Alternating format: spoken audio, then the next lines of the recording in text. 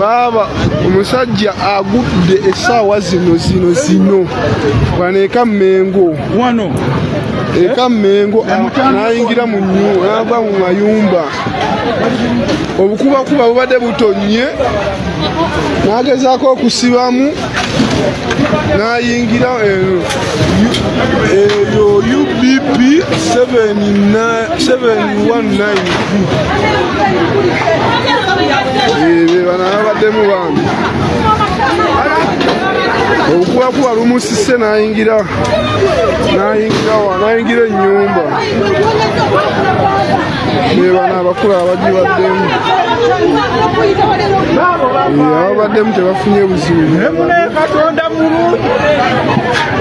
bano abamu ku bagibaddemu kubanga olina omuntu abadde mu mmotoka namba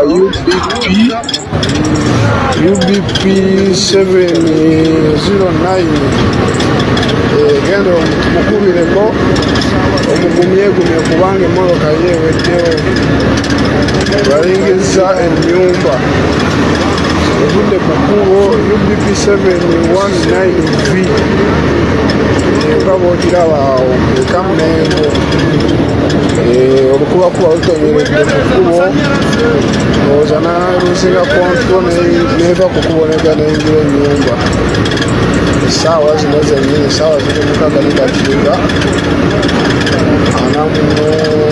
libadde essaawa mukaaga ngasikanga anamu ttaano awo yakati nsimbuddewo bambi mukubireko oba mugende mubatwale mu ddwaliro tubaleseewo awo nga poliisi emaze okutuuka oba poliisi eryawo yennyini sorry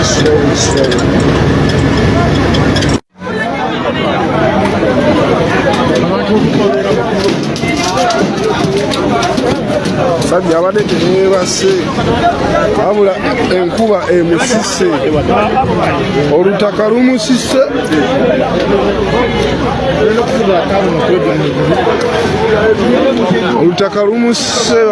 olukubakuba nenga misinde kibi nnyo ekituuse ku bantu b'eka Mmengo. Omulungi atumbudde ku peji edeniza nkwanirizaako mukadde kano kennyina bwe ntyo n'enkwebaza gyonna gy'otuusako engalo egy'osinzira kansubiriti oli bulungi. Mawulire gannaku merere ku sayidi y'ab'ekibiina kya National Unity Platform wamu n'ab'enju y'omukyala amanyiddwa nga Marinos Alexandria ng'ono abadde munnankyukakyuka Lukure era nga obulamu bwe okutuuka okugenda byonna bibadde ku lwa nkyukakyuka na kwagala nnyo omukulu amanyiddwa nga Robert Kyagulanyi Ssentamu era nga yali yeekuba n'ettatuye ku mukono era ng'omukyalo ono agamba nti ebimu ku byamukwasa kwe kuba nti yali akubanga nnyo ennyimba za Bobi Wine. Mu mwaka gwa 2021 awo Entebbe we yava era ng'oluvannyuma lw'okukwatibwa n'atwalibwa ab'ebyokwerinda baamutulugunya omwali okumutuusaako ogwabulisa-maanyi mu kirindi gattako n'okumukuba ebiiso ebitategerekeka. Obulamu ne butandika okuba ng'ate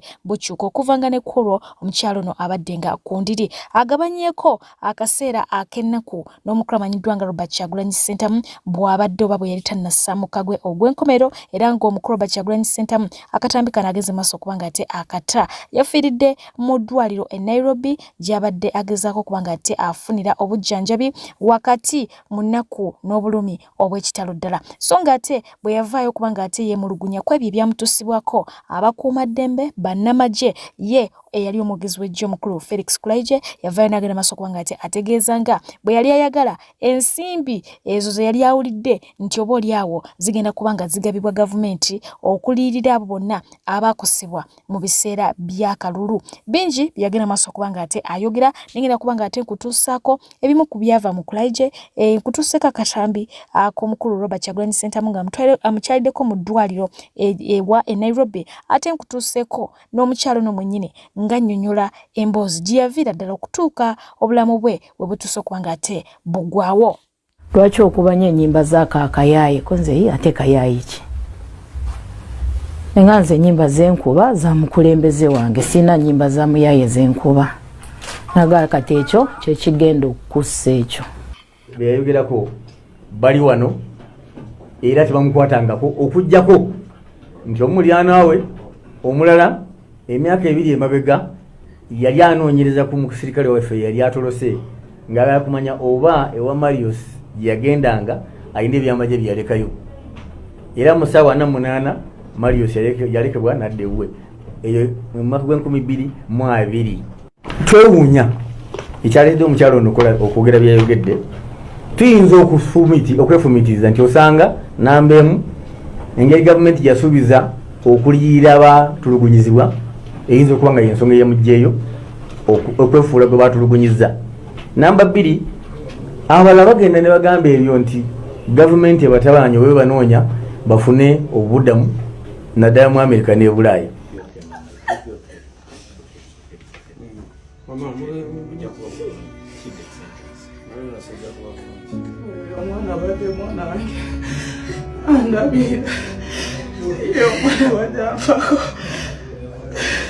Mwanange yakula nga talina bulwadde. Alabiriza abaana babakulaza mulimu. Mama, tujja kubiyitamu byonna. Okay, Marina. So, Yakola kyetaagisa. ogenda kubeera bulungi, ogenda kuwona Marina. Okay? Obulwadde bulwadde bubeera manageable. Basobola okumanaginga and give a full life until we leave. All you need is family, and we're your family. Holiday. So it should be okay. Ekintu ekisinga okufuniraho kakati biggest fighter in this case yegwe taffe tulibayinga kuwulidde kati gwe commander in this fight for Marinos tumwagala nayina okukomawo kuba abalabi baffe baagala tulaba mu mbeera eno nga tuli broken ekitegeera baagala kulaba nga tuli broken abalala bakulabeko bagambe tubivuddeko olabe kiyinza okutuukako so tulina obachallenging ekitegeere tulina obachallenging ne tubeerawo lwampaka mu bulamu tubuliringa mu lwampaka owulidde mukwano so better strong. It's all right, okay? It's going to be fun. Talk about it. Bajja kukusengerera egamba omwana kakugamba amugyemu eyo nali ngamba nedda muleke nange eyo gavumenti ekibankola kubawangereka omwana wange agende mu maaso bakola kina ebintu byaffe byonna bagitwala biki yawo mugupangisa nze n'abaana bange yaduka n'okudduka kati mwaka meka simanyi gyali ndikuboonabona Marinos yabadde ayimiridde ku byonna baburaza be tebalina mulimu Marinos yabadde ayimiridde. Mama Marinos ogenda mulabako ngali strong ng'ateredde Kiboni muna muli bakkiriza tulina ffe tuwa amaanyi bange wakati tugumira ku mulwadde waffe abadde tali mwana muwala abadde mwana mulenzi kunze ku byonna.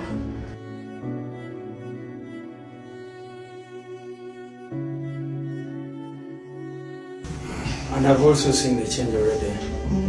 Amaanyi ya dokita kuyanziza mukeera kubeera bulungi mwebasebo nabyeyanziza mu byonna. Abaana bange balala nabo bali kutya batandise kukyusa amanya lwa Marinos bakuba bonna leba Marinos kati balala batandise kukyusa amanya kutya Marinos mulala kati yakyusa amanya atanga bamwite Marinos agamba bajja kumunona omulala naye yatusaba n'okutulaba ng'ali kutya yagamba oba bamanyi ali braza Marinos tajja kubeera mu Kampala kati byonna bino. So doctor, all organs are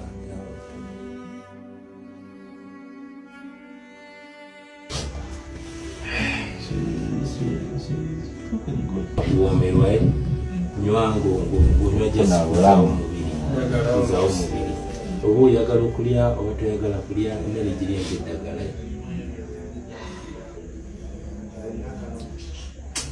Marinos akuleke for now naye munange tukusabira tukulowooza tukwagala nnyo tugenda kubeera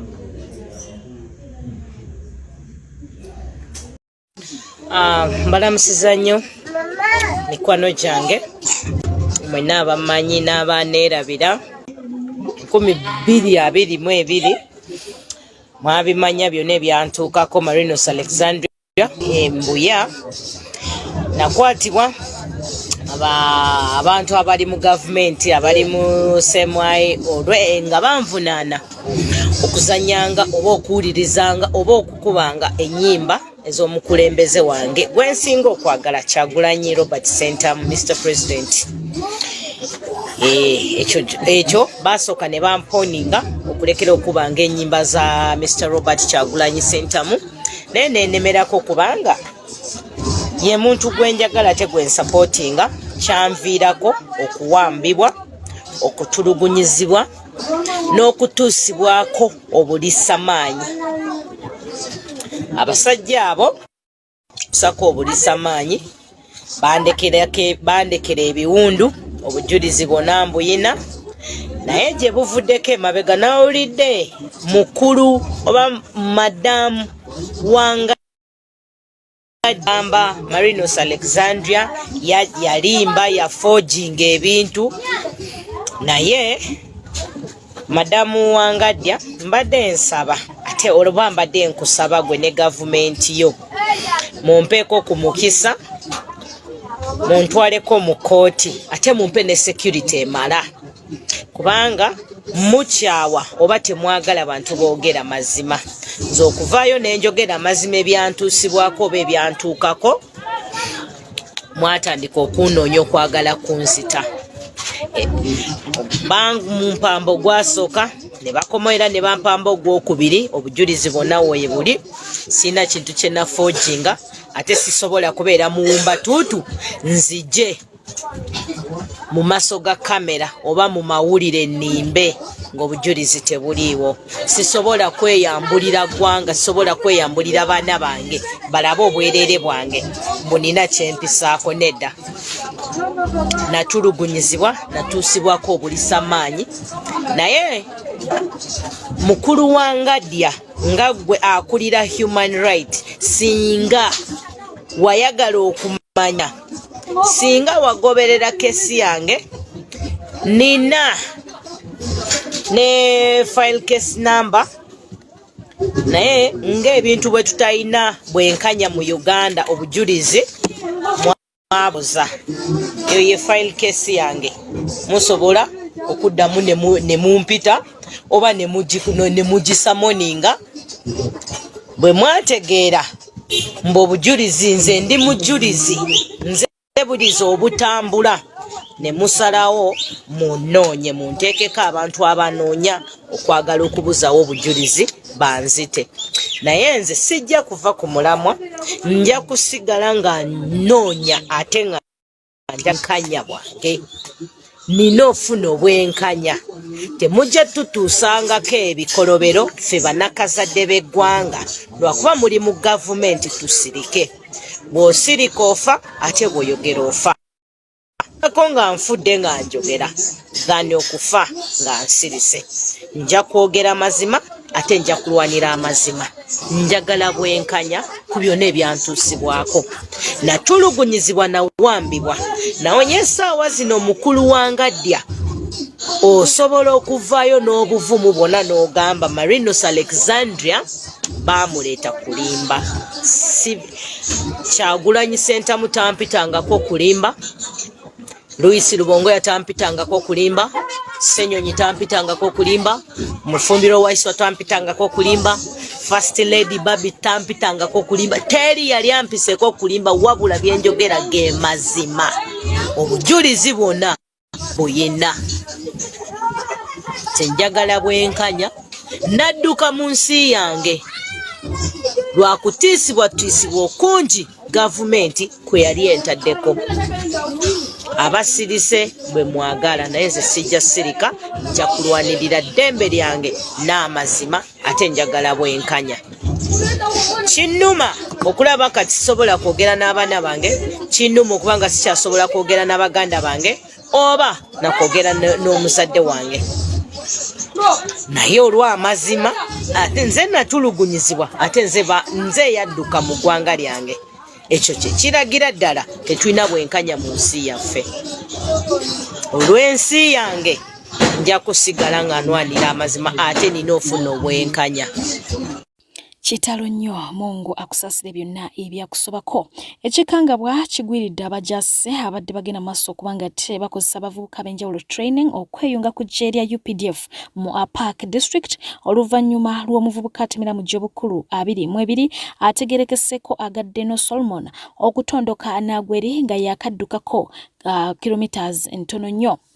Kitalo nnyo nyine ddala so ng'atera mu kaddeke kamu eggwanga liri mu nnaku na nnyike oluvannyuma lw'amawulire g'okufa kwa Afande abadde amanyiddwa nga Damba Densa era ngono yennyamiza nnyo abantu b'e Budaka wali eri mu Kachomo sub-county. Afande ono yafiiridde Congo gye yabadde agenza okuba nga ate akwasaganya emirimu gy'eggwanga. Kitalo nnyo kitalo ddala Mungu agumye ab'enjuye so nga eyo tuvuddeyo embeera mu ggwanga lya Uganda naddala ku by'enguudo abantu bayina engeri batandise okuba nga ate bagikwasaganya mu ng'omwami ono wammanga wogenda okuba nga ate omulaba. Nsaba tubeere ekyokulabirako ng'ab'NRM kati mulabanga wano we wali opposition wakati nga basanga ebitaba ne babiyita emabbali fe ab'NRM nsaba tubiyitemu wakati. Nsaba twenyumirize mu ggwanga lyaffe nga bw'olaba embeera eyo ng'oluganda oyo kyakoze. Luno oluguudo lwe mulaba luli mu kibuga Kampala capital city. Nsaba b'NRM tube kyakulabirako nnyo kiswaza kati ng'omuntu w'NRM okubanga amazzi wenna ogayingira togayingira ogayingira ogatya ogayita mabbali kati tuba tugalekeraani ffe kati webituuse ffe abawagizi b'NRM ffe tuvumaganya gavumenti tulikirawo ovumaganya gavumenti opposition egenda kutusekerera bannange baganda bange so baganda bange mbasaba bw'oba ng'oli wa boda ng'owagira NRM tubegayiridde osanga ahanga kino ekitaba tukiyita mabbali olina kiyita mu makkati we gali awo amangi olage bano ab'opposition nti okitegeera obeere ekyokulaba.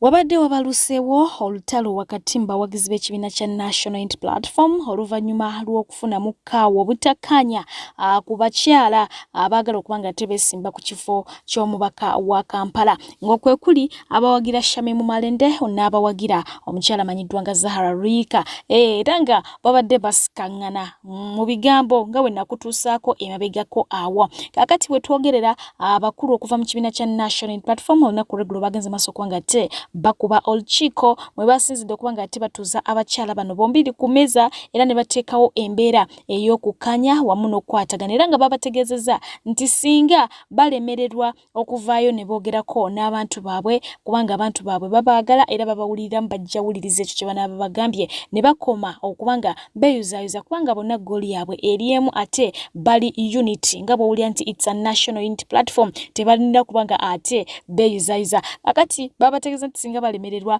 bajja kukola ki bajja kubagoba mu kibiina. Naye ng'olutalo olwo nnyongera okujjukiza nti lwasinga kubanga lupiikibwamu omukyala amanyiddwa nga Sauda Madada. Omukulu amanyiddwa nga Luswa Luwemba oluvannyuma lw'okulaba ebyo yavuddeyo n'abaako ebigambo bye yayogedde ku Sauda Madada. Nti omuwala ono byonna by'azzaakola gwe kasita olaba Sauda Madada ng'alambula omulwadde omanya bwe butaba butwa agenda kwekobana n'abasawo bakuttire mu ddwaliro. Bino ebigambo nabirabula muganda wange Seggirinya ne nkugamba Sauda Madada gwe weesembereza Sauda Madada muzibu nnyo. Sauda Madada muzibu nnyo. Sauda Madada toyabike Katonda wange.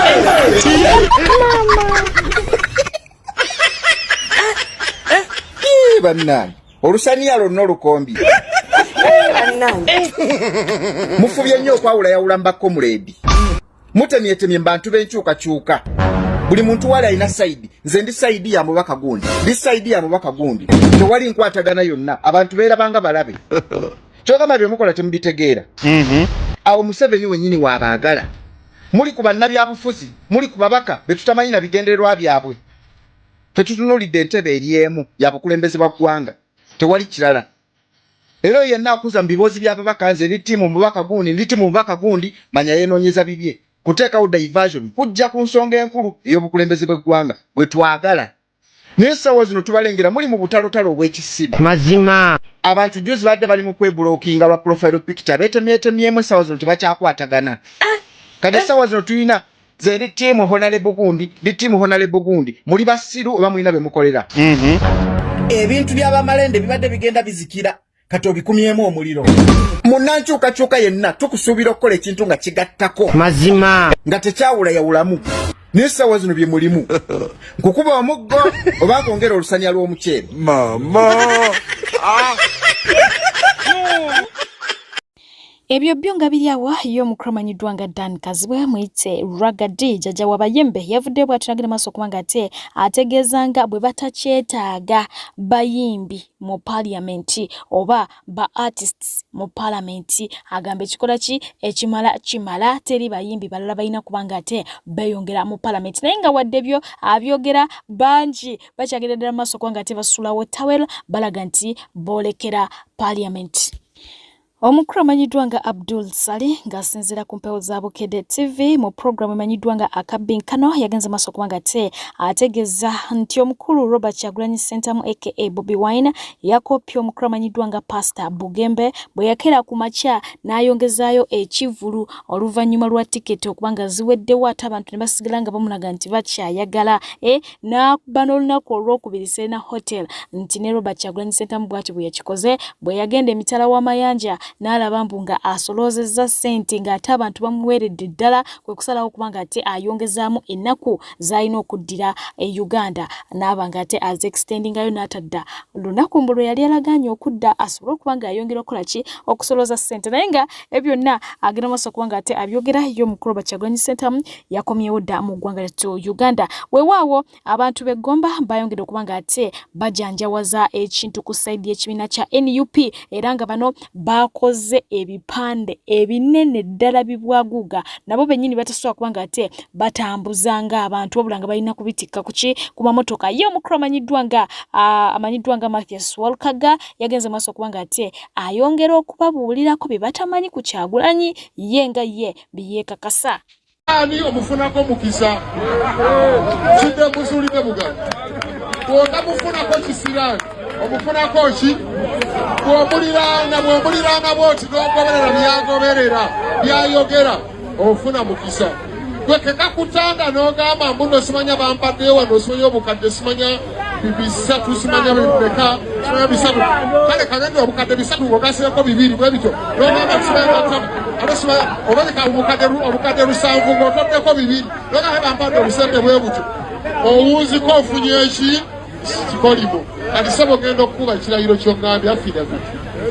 Mu Western Uganda abangi gye balowooza nti oba oliawo eyo teriyo baagala nkyukakyuka era nga bo bali very contented n'ekibiina ekiri mu buyinza ekibinja ky'aba NUP abadde bagenze maaso kubanga ate bateekateekayo olukuŋŋaana kyagenze maaso kubanga ate kiremesebwamuko bwe babadde baagala okukozesa nga babagamba nti balina okufuna empapula ezibawa olukusa okukozesaawo.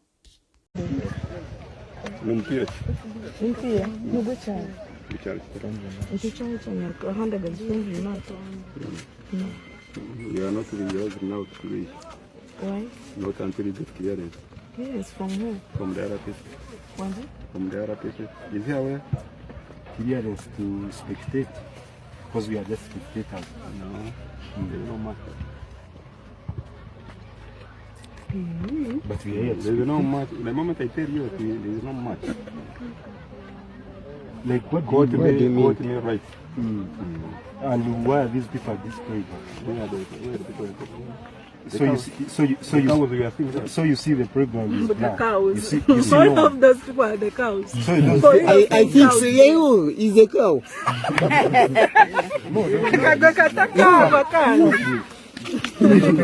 Why are these ones?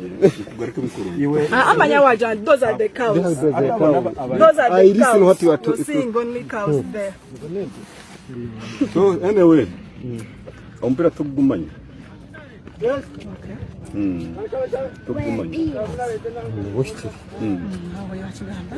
Tugumanya. But what wrong with this is the cow? See the people not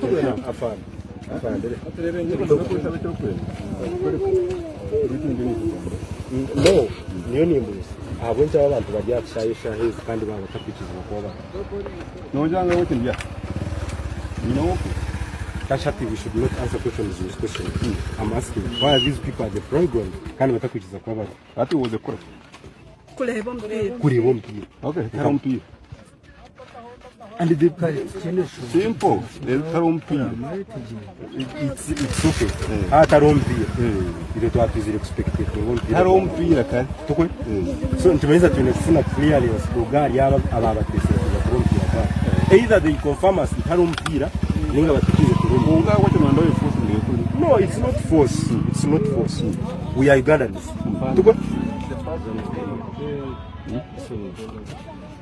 Yes. Omukyalo ono nzize mulaba mu butambi obw'enjawulo okutuusa wensazeewo kubanga ate mubatuusaako mu katambi kano ak'olunaku olwaleero akeera ku makya kubanga ate aleeta akatebe n'aleeta n'akasiimuula bw'atyo n'agenda maaso kubanga ate ayonja ekipande ky'omukulu Kyagulanyi Center ali wali Kasangati oyo omukyala naye nga kye kyokka kyalongoosaako bw'amaliriza n'akwatamu ebibye n'atambula n'agenda ndowooza guno mukwano mungi oba si ekyo ng'awulira yakoowa ekigenda maaso awulira ayagala ki nkyukakyuka era nga kino akikola buli lunaku okusinziira ku bantu abeetooloddewo era n'okusinziira ku butambi bwenzize mulabamu obw'enjawulo.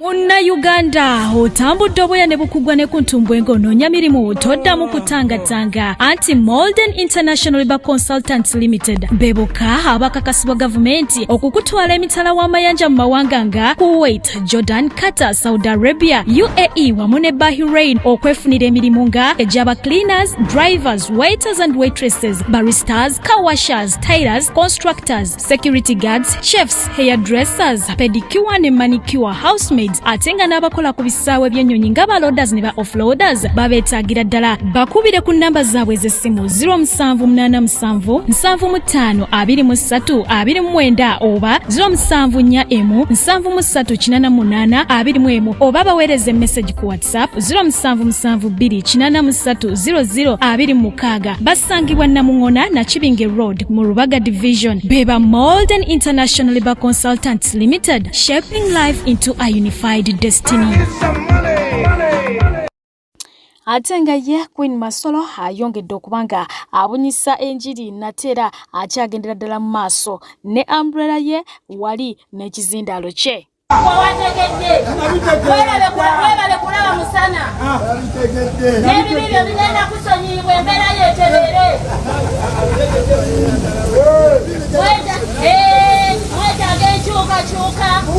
wetaaga enkyukakyuka jangu nsomere abali eyo maduuka akaliro mukawulira abali eyo maduuka muyinza okuba munyiize naye nga bye twogera bibakwatako ku mitima abasuubuzi abali mu bizinensi mwe abakyasinza okukaaba sebo akaliro k'emisolo okawulira edduuka tulira balijjudde ebintu naye tofuna magoba okolera bwerere oyinza n'okwesanga nga n'ezisasula lweki w'edduuka ozeewola mu muloni ate n'okwikironi yabajjira bennyini be babawola be babanyaga okitegeera mukolerera bwerere abalala babalaba mbu mukola ne babeesiimisa naye tewali mukolera kwebuzaabuza abantu babalabe nti mukola naye mukolerera bali basajja sente ozifuna n'oyingiza emitwalo 3 naye negasaanawo nga tolina kyamagezi kyokoze yeyo sisitimu bolongoto gye mbagamba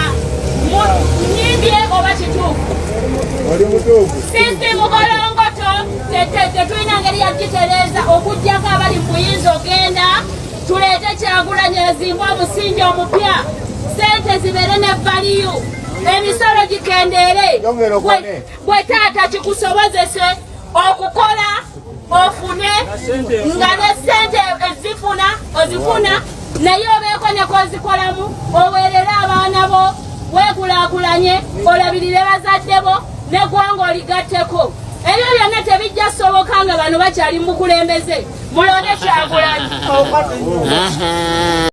Yo famire yo mugenzi Tamale Mirundi senior bwetu yagenze maso kubanga ate emulambulako oluvanyuma lw'omwaka kubanga ate gwaweze buchanga abava ku maso eranga mu kumulambula bagenze maso kubanga ate bafunayo n'ekitambiro kya misa obo kitegedde wadde nga Tamale Mirundi Junior bamzalukuka binje ebyayogerwa ye yabaddewo era muki mu mukolo guno nga gugenda maso naye nga atera mukadeke kamu yavudde nagenda maso kubanga ate ayambalira abakyala ababiri okuli Nakangubi Fulufiga n'omukyala manyiddwa nga Catherine Kusasira ng'agamba nti bagamba nti ba presidential advisor naye babeera bati ba presidential advisor nga nabo bennyini tebayina ga mu mutwe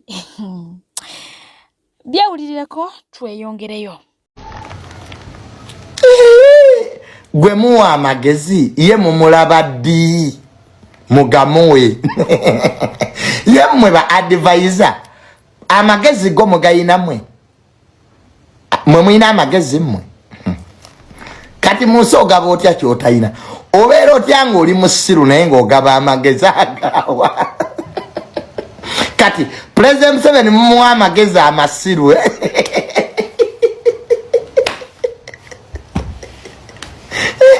olanange nze mbraye ebintu neseka temuyina amagezi ate mwe kati mu advisinga biki ng'ensi yonna ekimanyi temuyina amagezi kati mumuwa amagezi amasiru Museveni abonye musajja wattu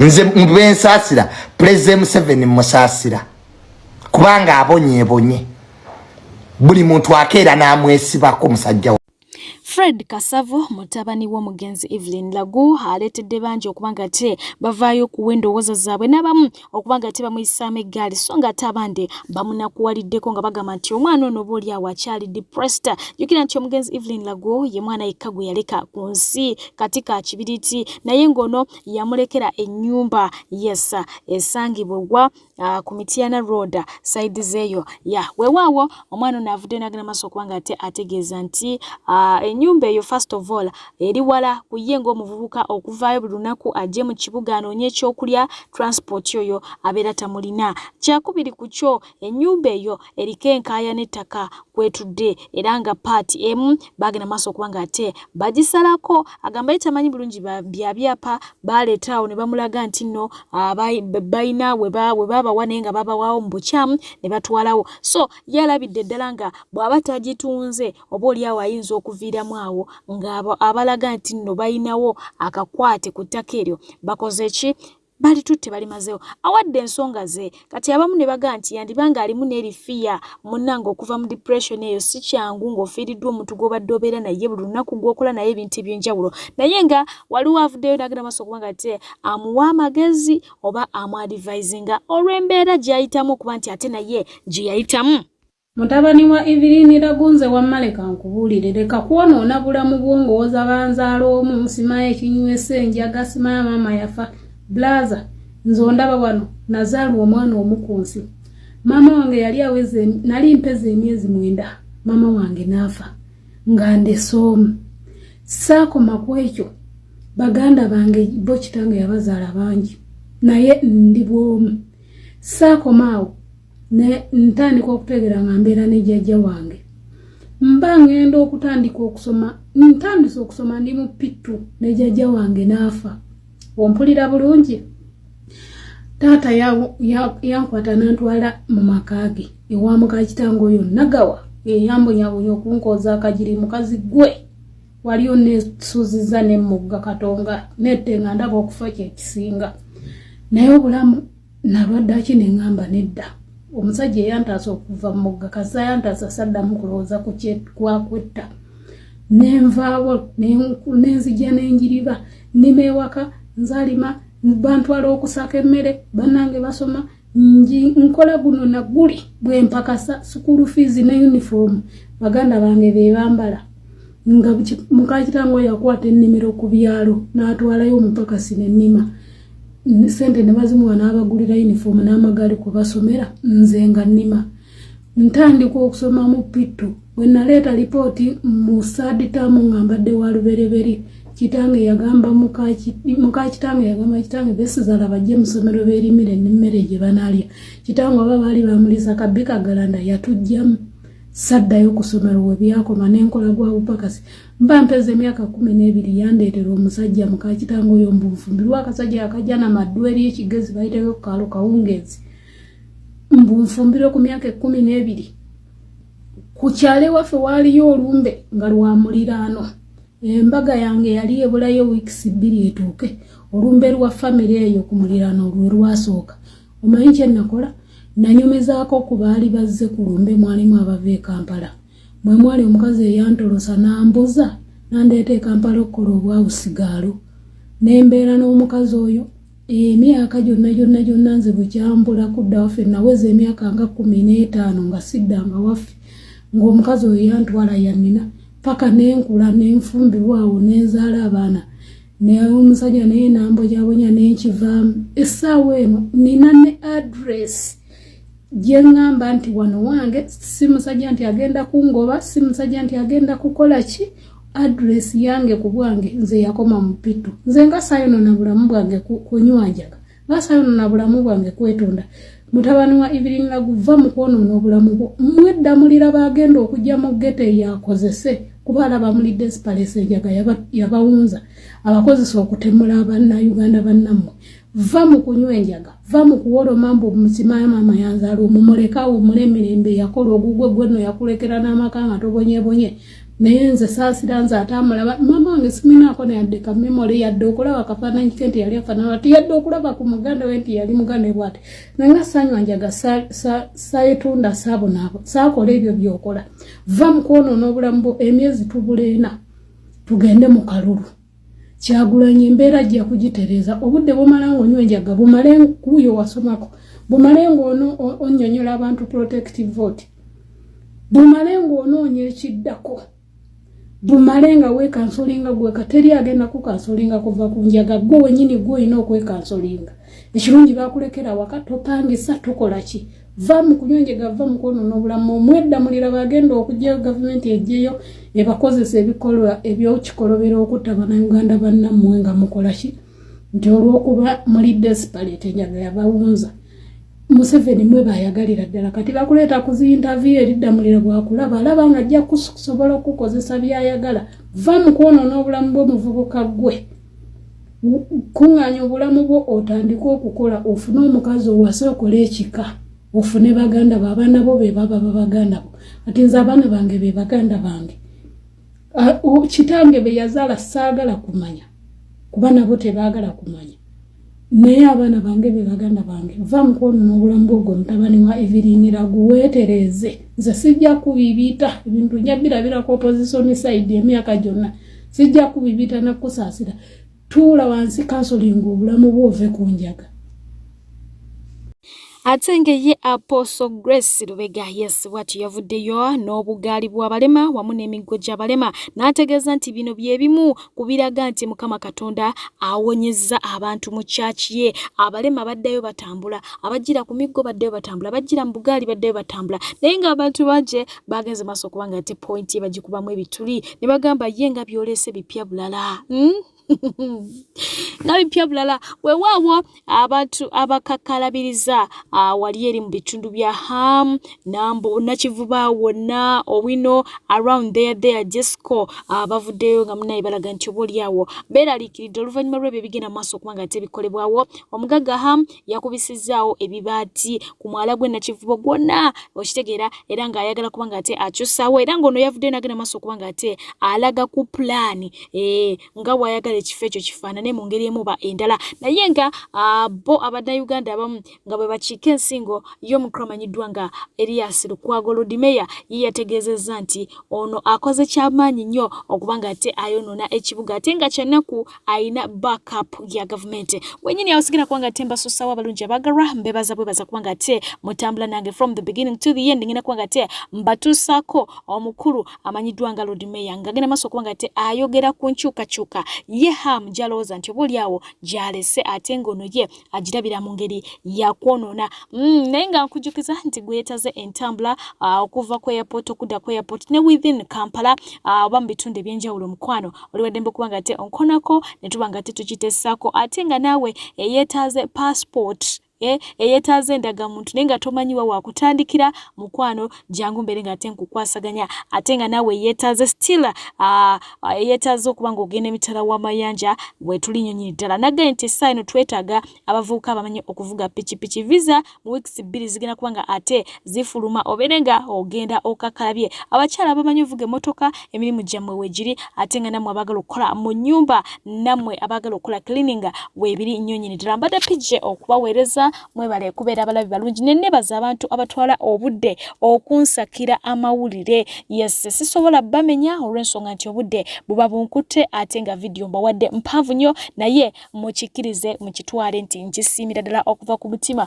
muganoonya gye muganoonyiza ne mugaleete mu kabox kange. Thank you so much, I really do appreciate Rachineda mubeere bulungi mbaagala nnyo mweraba abantu bamanyi omwala gwe Nakivu gwonna tugenze kusigara mu byafaayo bonna bagukubye ekibaati bagenda kuzimba mwakuti baati mulira baliviira ddala kowino awo namulabawo mwena ndowooza mumanyiwo omwala gwe Nakivubo gusigadde mu byafaayo gwonna bagukubye ebbaati bagenda kuzimbako ekizimbe mpaka ewa Kiseka amawulire agatuukidde mu kibuga olwaleero buli kimu kyonna kyakyankalanye dda nga mukiraba gulaba omwala gonna bagukubye ebbaati paka kowino.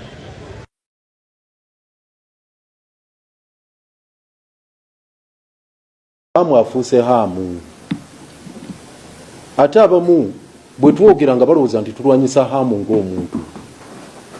Hamu amalawo ekibuga, Hamu amalawo ebintu bya bannayuganda ate nga tukimanyi bulungi nti eyeeyita Hamu kifaananyi bufaananyi naye waliyo abali emabega we. Nabagamba tutuuse okutuuka mu mbeera ng'ekibuga kino bwe tutalwana nga kiri mu mikono gy'abantu baalubatu bwe bati. Osanga Hamu akugambye Bosco Muwonge n'abalala.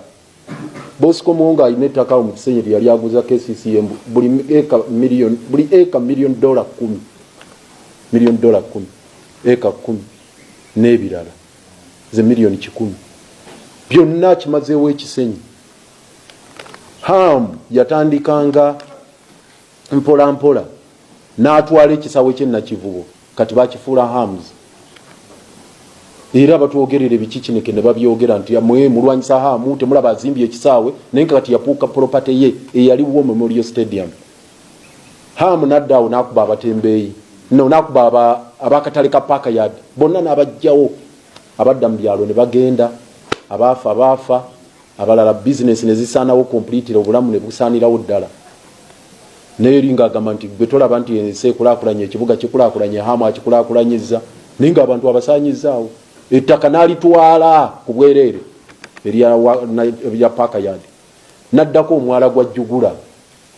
Ogwo omwala tulina n'ebbaluwa ya Archbishop yennyini ng'akomplaininga nga yemulugunya Archbishop Semogerere, His Grace Paul Semogerere nga yemulugunya ng'agamba nti enkola eyakolebwawo yaziba ekkuba erigenda ku kijjukizo eky'Abakatuliki ekya St. Bali ku Ddembe ne St. Atanasi bazze kuketta.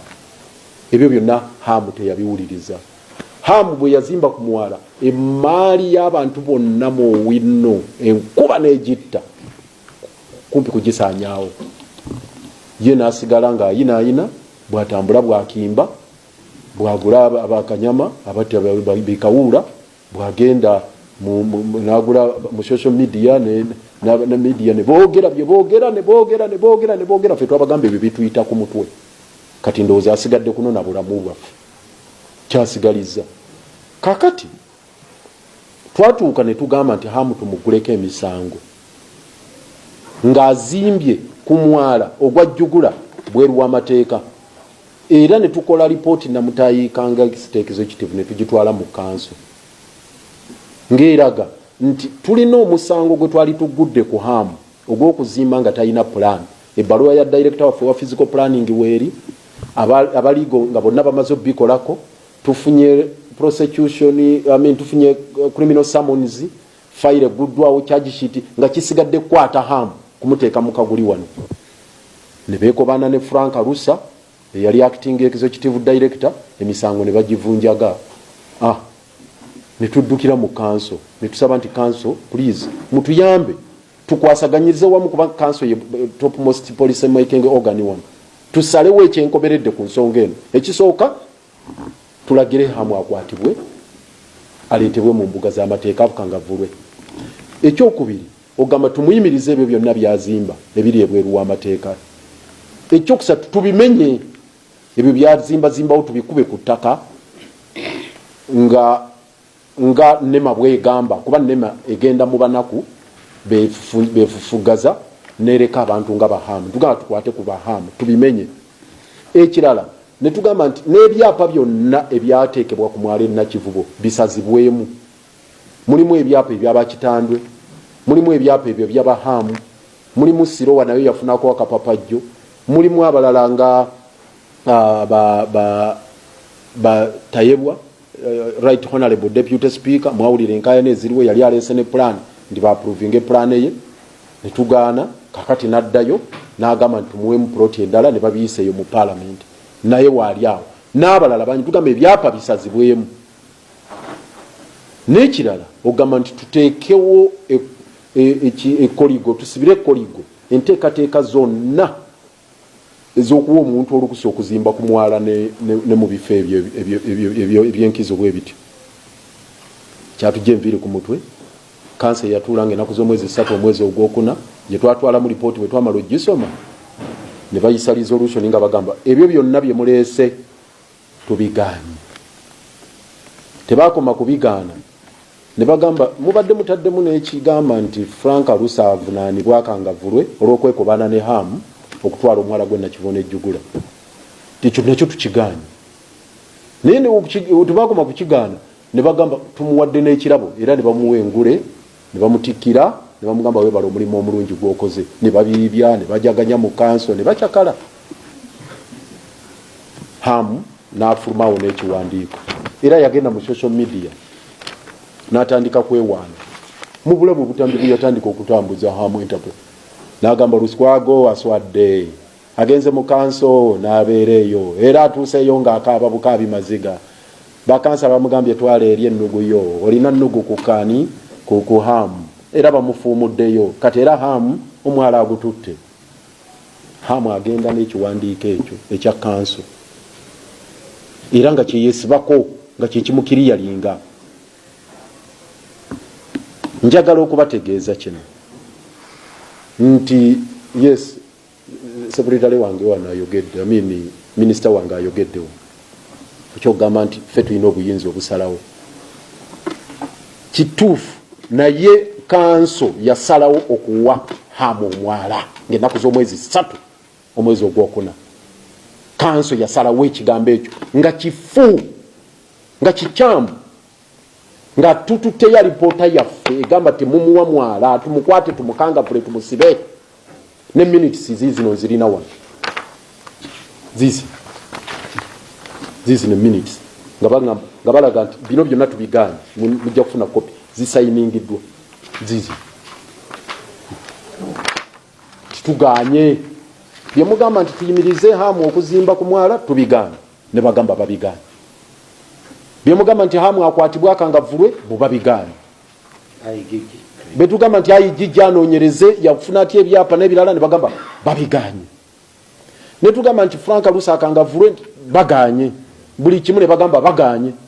Kakati mu kumaliriza okugaana Hamu n'agenda nga akinagguka nti buli kimu kiwedde era bamukiriyalinze. Kati n'atandika olukwesikwesi olw'okumaliriza enteekateeka ze era we tuyimiridde olwaleero kati Hamu yamaliriza dde enteekateeka ze ng'asinziira ku ekyo agamba kanso yamuyisiriza resolution ey'ekimpatiira eyo nga bwe mumbulidde mukulu Bukenya bw'abannyonnyodde agenda kukuba kibaatyo kiro ky'olwaleero. Emiti agikuŋŋaanyiza giri mu basement ne abana yagala ku ka video tujja kabawa emiti yagikuŋŋaanyiza dda n'abasajja bikawula biri eyo wansi abiriisa mmere biri ebiri akawunga bateekateeka ekiro ky'olwaleero okuyingirawo bakube ekibaati ku mwala gwaffe.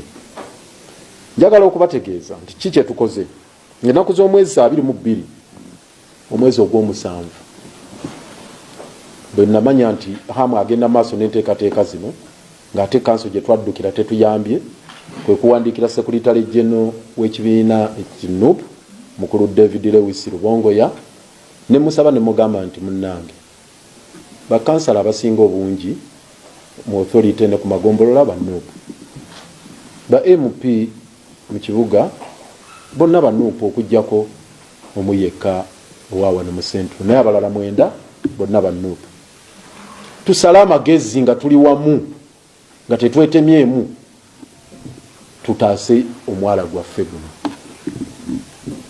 Nja kukkiriza nti ennaku zino ekibiina kibadde bize bali mu vetting era mulaba ne mukulu Sebuufu gye babadde baani bali mu kuvetinga ba candidates ndowooza abadde tannabafuna budde kuddamu bbaluwa yange nakunfunira budde tusobole okutuula tusala amagezi kati embeera eno weetuukidde olwaleero kwe kusaba muganda wange ono minisita wange ne mugamba adduke bukubirire anoonye mukulu Secretary General NUP mukulu Lewis Rubongoya ayite crisis emergency meeting wekiba kisoboka olwaleero nze sijja kumusalirawo naye olw'obwetaavu obuliwo nze mbadde nsabye mu bwetoowaze nti muganda wange Lewis Rubongoya meeting agiyite olw'eggulo lw'olwaleero tusala amagezi agaŋŋanga hamu nga tannakuba kibaati ku mugwala wali ekyo kimusabye mukulu Sebuufu era kyagendako boogeremu tulabe olw'eggulo lwaleero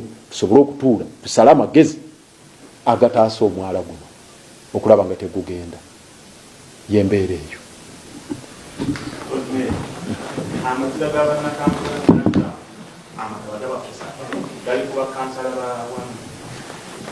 Omanyi saali yagadde genda nnyo ani tubannyonnyodde buli munnayuganda amanyi amataba ki kye gatukola mukimanyi bulungi. Enkuba ekyasembye ey'okufudda emba eyatta abantu emyala gyatwala abantu abawera 10 n'omusobyo babalako 10 be batugamba naye nga kigambibwa basukkanamye ekintu kyakuba nti amataba gabonyabonya bannakampala tekyetaaga kunyonyola muntu yenna kabe hamu oyo akimanyi ate omusajja oyo hamu simanyi lwaki ayagala ntobazi gyasula ekawuku ennyanja lwe yalinnya bweti ewakawe ne wajjula bwe wati gyasula ekawuku ennyanja nejjula bwajja wane nakivubo wateeka bizinensi y'enkuba olutonya ne wajjula ettaka lya kabaka lyabba ekaazi egindi eri lya mu lutobazi ne Palm Villas zino zalina ziri mu lutobazi ziri mu lutobazi hamu talinayo property eri ku lusozi njagala abagimanyi